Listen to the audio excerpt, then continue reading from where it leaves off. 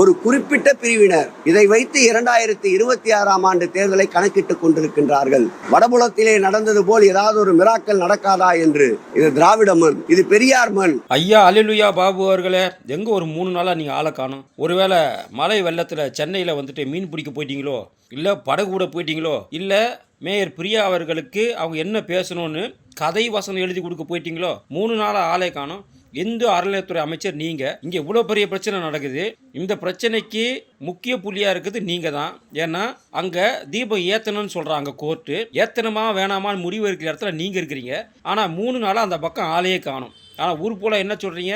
நான் இவ்வளோ கோவிலுக்கு கும்பாபிஷேகம் பண்ணேன், நான் இவ்வளோ கோவிலுக்கு குடமுழுக்கு பண்ணுவேன், என்னமோ உங்கள் அப்பா வீட்டு சொத்தில் பண்ண மாதிரி பேசுகிறீங்க. ஐயா, நீங்கள் சம்பளம் வாங்குறது நாங்கள் போடுற உண்டியல் காசு, உங்கள் ஈவோ சம்பளம் வாங்குறது நாங்கள் போடுற உண்டியல் காசு. ஐயா, நீங்கள் வாகனத்தில் போயிட்டு வரீங்களே, டீசல் போடுறீங்களா, அந்த வாகனம் டீசல் எல்லாமே எங்களோட உண்டியல் காசு. இப்படி எல்லாத்தையுமே எங்கள் கிட்டேருந்து வாங்கிட்டு கடைசியில் எங்கள் கோயிலே தீபம் ஏற்ற விட மாட்டேன்னு சொன்னீங்கன்னா நீங்களாம் யார்? அப்போ நீங்களாம் எங்கேருந்து வரீங்க? எங்களுக்கு ஒன்றும் புரியல. இது வந்து இந்து அறநிலையத்துறையா இல்லை வேறு ஏதாவது துறையா? நீங்கள் இந்து அறநிலையத்துறை அமைச்சர்னா அதுக்கான தார்மீக பொறுப்பு உங்ககிட்ட தானே இருக்குது. நீங்கள் தானே அந்த கோயிலை தீபத்தை ஏற்றத்துக்கான அனைத்து வேலையும் செய்யணும். அதை விட்டுட்டு தீபம் ஏற்றக்கூடாதுன்றது என்னென்னலாம் வேலை செய்யணுமோ அந்தந்த வேலையெல்லாம் நீ பின்னாடி மறைமுகமாக இருந்து செய்கிறீங்களே. ஏன் நீங்கள் வந்து ஒரு பேட்டி கொடுங்க. ஏன்னா தெளிவாக சொல்கிறாங்க, அந்த தீபத்தூண் இருக்கக்கூடிய இடம் கோயிலுக்கு சொந்தமானது, தர்காவுக்கு சொந்தமானது கிடையாது. இதை போய் வாதாட வக்கு இல்லாத நீங்கள் எதுக்கு இந்து அறநிலையத்துறை அமைச்சராக இருக்கணும்? தயவு செஞ்சு நீங்கள் போயிடுங்க, சென்னை மாநகராட்சி மேயருக்கு அசிஸ்டண்ட்டாக போயிடுங்க. ஏன்னா அந்த வேலையை தான் நீங்கள் செஞ்சிட்ருக்கீங்க இது வரைக்குமே.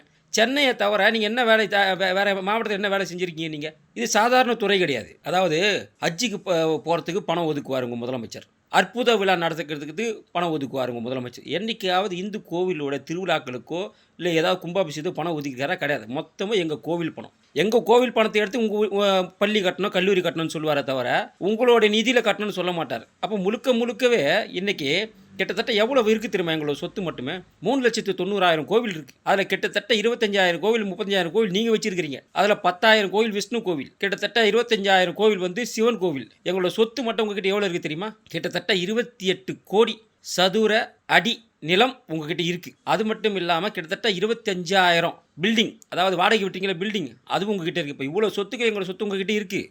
அப்படி இருக்கும்போது அந்த சொத்தை வச்சுட்டு எங்களுடைய இந்துக்களுடைய கோவிலை காப்பாற்ற வக்கு இல்லை உங்களுக்கு.